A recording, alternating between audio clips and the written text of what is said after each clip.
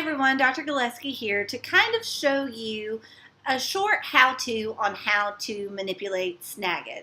So like I told you in the directions in week 3 when I gave you the overview, Snagit is different depending on what platform that you use. However, I did want to kind of show you how I use Snagit, but please be mindful that I do use a Mac on my computer. So Mac is a little bit different than Windows, so the buttons might be in a little bit of a different place, but pretty much it's the same general gist regardless of what you use. So I'm going to flip my screen and I'm going to kind of show you what my Snagit looks like so that you can have an idea of what you could be doing when you do your presentations for your developmentally appropriate practice project. So this is what Snagit looks like when I log into it, and obviously I've made a lot of videos, so yours would most likely be linked down here at the bottom. But to do Snagit, all you have to do is pretty simple. Up at the top, they have all the file buttons and everything like that, but honestly, I never use any of those. I really just use this capture button right here, and it may be here, and if you have a Mac, I have Snagit up at the top, and I can go up there and use it as well.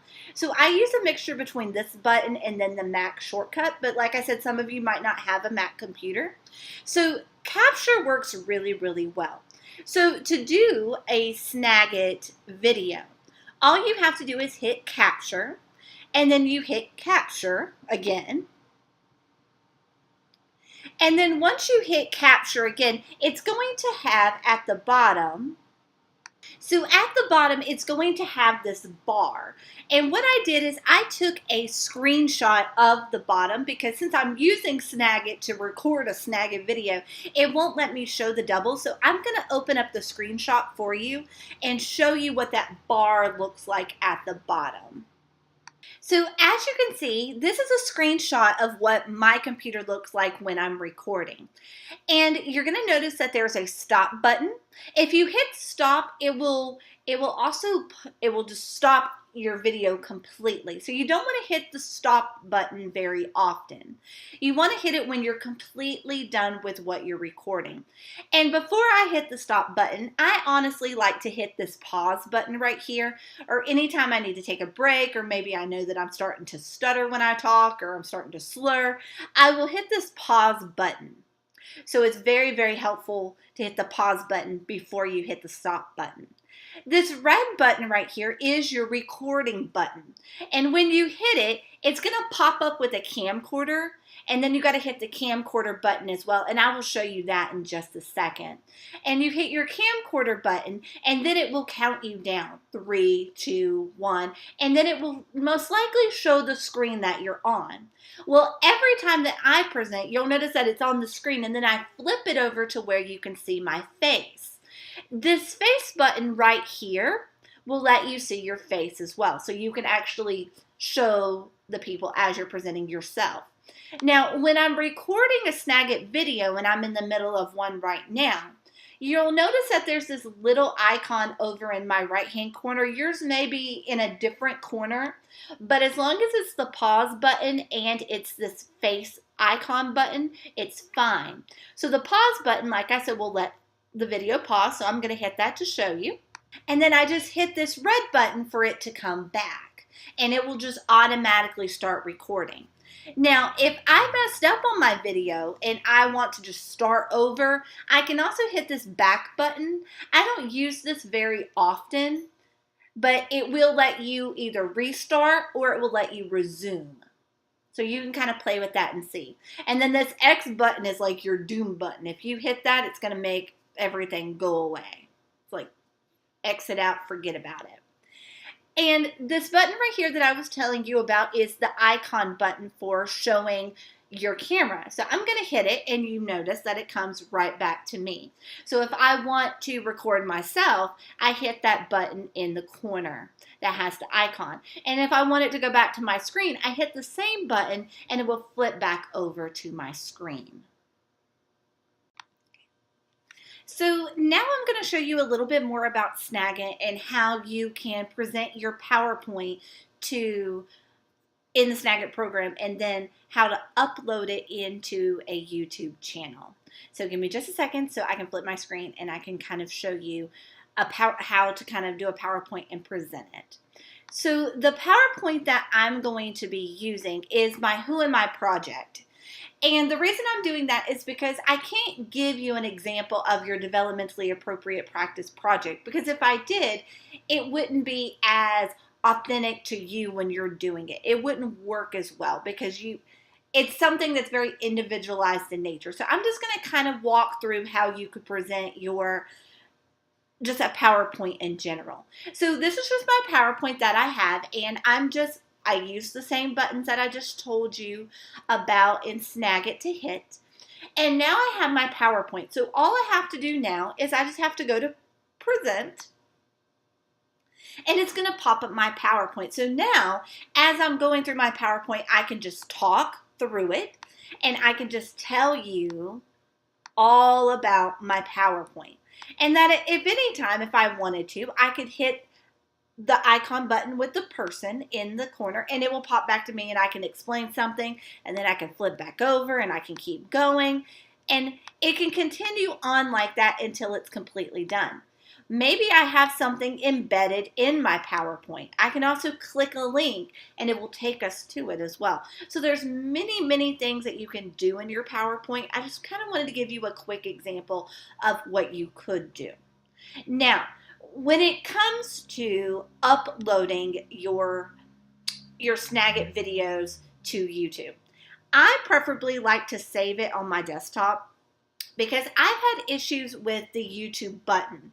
Sometimes it will tell you your YouTube file's too big. That's not true. It just won't link it over from the Snagit program. So what I do is when I'm done with the video, I save it. So let me go over into my Snagit program and I will show you how I upload my videos. So here's my Snagit right here. And this is one that I just made earlier, and I'm just going to call this one my practice one. I'm just going to grab one, and I go to File, and then I go to Save As. And then I just type in whatever it is that I want to call it, and I call everything with the course name, and I'm just going to say Practice Video. And then here is the important part. You want to tell where to save it. I personally put everything on my desktop until I have uploaded it or put it where I need to, and then I put it in a folder. So that's my practice video. So now what I have to do is I have to go to YouTube. So it's right here on my desktop for me to upload. So now I have to go into my YouTube. So to go into my YouTube, I'm going to come over into my browser, and I'm going to go to YouTube. So hold on just a second. Okay. So here is my YouTube channel. And to make a YouTube channel, you do have to create a login and all of these things. So in my channel, once I log in and I get a channel, all you have to do is create a channel. I go to my channel. And then up here at the top, there's this upload button right here. So I go to upload. And then what you can do, and this is something that I like about having it on my desktop, is that I can drag and drop it over into YouTube. So I put it right here, so I can literally take it and drag it over. And it will start uploading. Now, this will take a little bit of time.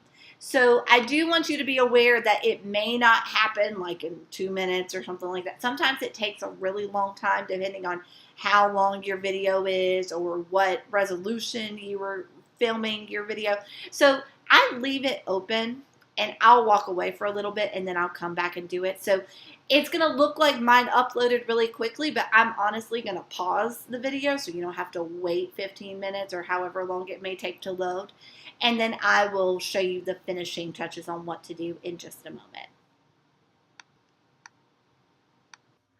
So for my video, I waited about 5 minutes, and now it says that my processing is done.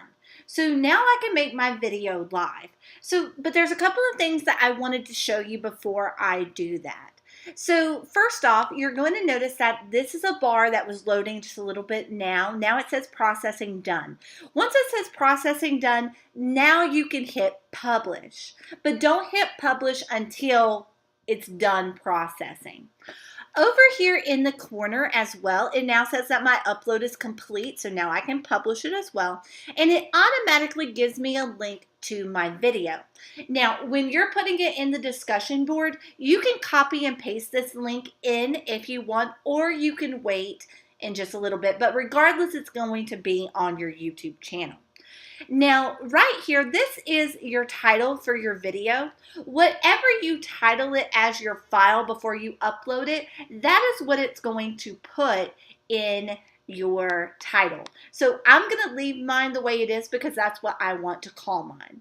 Description, if you want to write a description, you can, and if you want to tag it, you can, but for the purpose that we're using it, it doesn't need to be. And you may have noticed that you saw pictures pop up in my video. That is just, it was still loading just a minute ago. It was still done, but it was still trying to get the thumbnails that it was going to pick from the videos. Now, one of the most important things that you do is that you make sure that this says public. If it doesn't say public, we cannot view it. So if it says private, we're not going to be able to access your file. So make sure that this is public. Mine is set to default as public, so just make sure that yours says public as well. And then as soon as you're done and everything is good there, you can hit publish. And now it says it's up and it gives you your link. So I like to copy my links from here. And then I can go over into the discussion board and I can go to week 6. I can come over into my directions and guidelines. I can go to my project, which has my discussion board here. I can create my thread, and I'm just going to write practice here. I'm going to delete this in just a little bit, but I'm just going to call it practice video submission. And then I'm going to copy and paste my link in. Now, something about this that would be very helpful is if you highlight it and then you come up here to the link. So you can hit the link here and then you can just copy and paste it in again. Now, something that's important is that you're going to want to change the window. So you want to open it in a new window and then you can hit insert. And now it's a hyperlink. And then you can hit submit. And now the video is there. So now all everybody has to do is they click on it and now they can go and view your video. Hi everyone. And that's just the practice one that I just made. Now there is another way that you can upload videos as well. Like I said, you could go through the channels of YouTube through Snagit, but I personally find this a lot easier. And once you get done, you can take the video that's on your desktop and you can delete it because it's saved into your YouTube channel. And like I said, YouTube is free, so it's a great resource for you to use. So if you have any questions, please let me know. I did post some tutorials of how to use Snagit. I also have a link to a how to make a YouTube channel that I put in the folders in week 3 and week 6 as well. But if there's anything you have a kink and you need some troubleshooting help, just let me know and I will be glad to help you.